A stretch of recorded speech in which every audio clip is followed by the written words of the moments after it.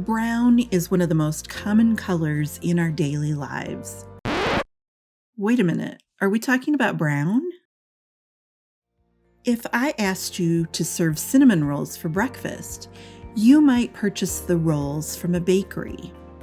Or maybe you'd open a can of refrigerated bread dough, or find a bag of frozen unbaked cinnamon rolls. But very few of you would make cinnamon rolls completely from scratch. The color brown is kind of the same. Like frozen cinnamon rolls, brown markers and brown-colored pencils, they're convenience items. If you have a can of cinnamon rolls, you can bake the dough without knowing anything about flour, yeast, or how to proof bread dough. And you can use brown markers without knowing anything about brown. But if you've ever tasted a homemade cinnamon roll, one made from scratch, you know how amazing that real food can be.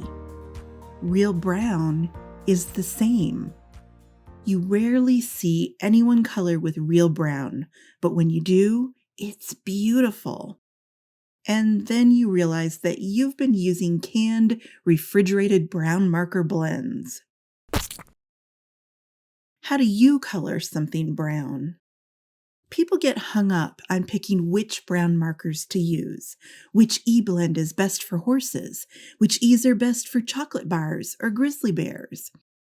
And that's exactly why your brown stuff is boring. Your brown is just so brown. Here's a harsh truth. Back when markers were invented, nobody ever intended for anyone to color cinnamon rolls with nothing but E markers. What you're doing with brown markers doesn't look realistic, and your brown blends are pretty boring because you're doing this weird thing that really only happens in the coloring world. Real brown isn't very brown.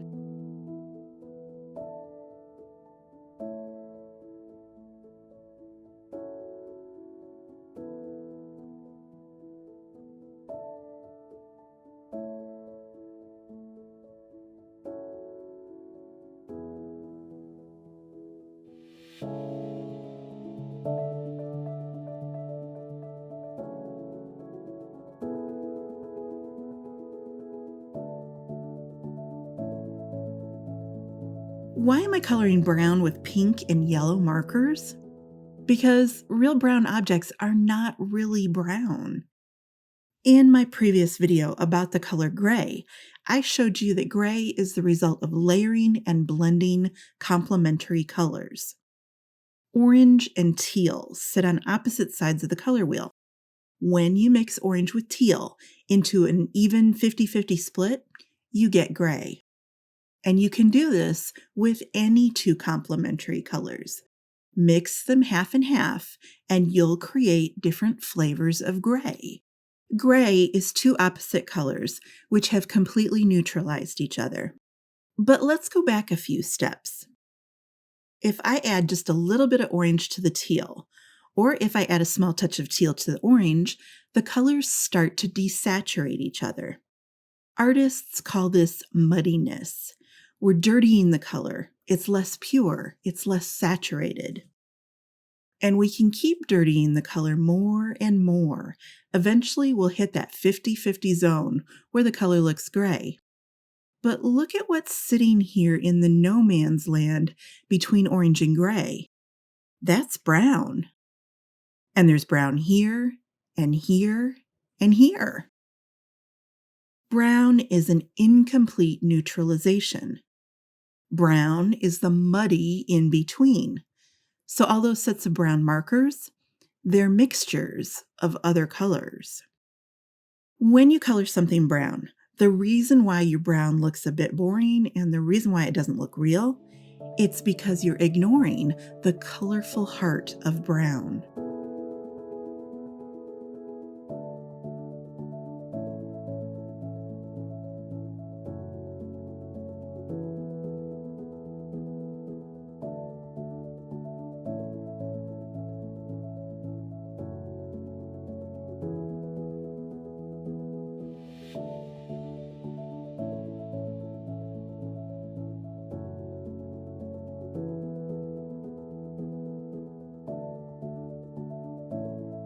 Have you ever noticed that artistic people tend to add descriptive words to the word brown? So we say golden brown or reddish brown or toasty brown. And if you look up synonyms for brown, you'll find more names for brown than any other color. Because even if you never thought about it before, you just naturally know that brown always has strong flavors of something else. You know it because you see it every day in the brown objects around you. As I pass my color sampling tool over this cinnamon roll, just look at the amazing variety of colors that I'm getting. Very few of them are brown. So why would we ever color a cinnamon roll with one brown family of markers and nothing else? E34 is just supposed to be a starting base. The life and beauty of brown comes from all the other color ingredients that we're seeing here. The art of brown comes when you make your brown from scratch.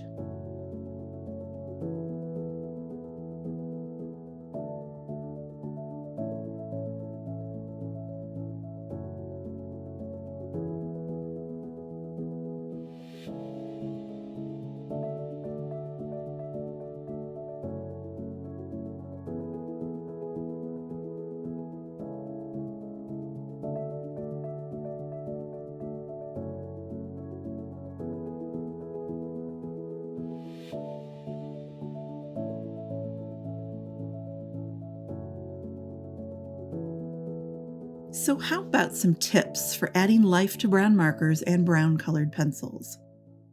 First of all, natural blending combinations are a shortcut with a big price.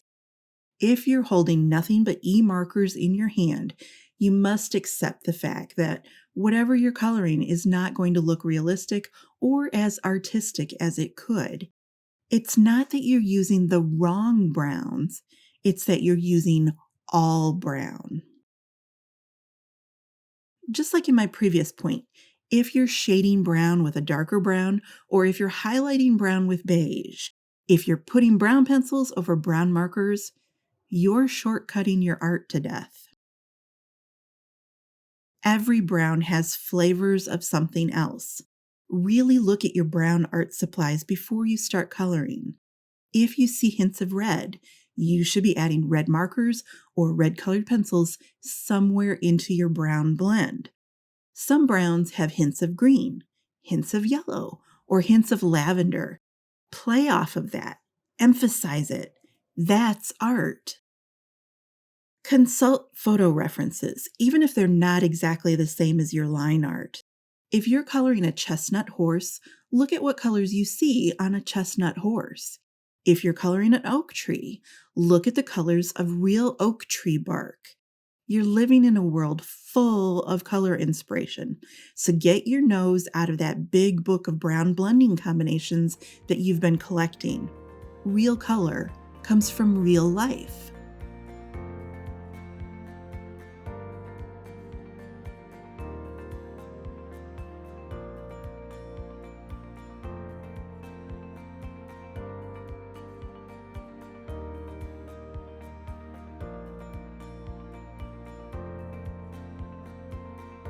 E34 is one of the many very nice Copic E markers. But whether you use E34 or E23 or E55, it's not the most important decision you'll make for this cinnamon roll or any other brown object. There's more to brown than brown. Brown is a combination of other colors. Your brown blends should be a combination of other colors too. As you move beyond beginner blending, trying to color with more style and artistry and a unique flair, you can't get there with nothing but brown. Brown is full of color. Brown is made of color. Try making colorful browns from scratch. The cinnamon roll I colored today is available as part of my Cozy Copic postcard series. Link in the description. And hey, if you liked this color exploration, I do a deep dive on adding colorful colors to YR24, a warm, juicy golden marker here.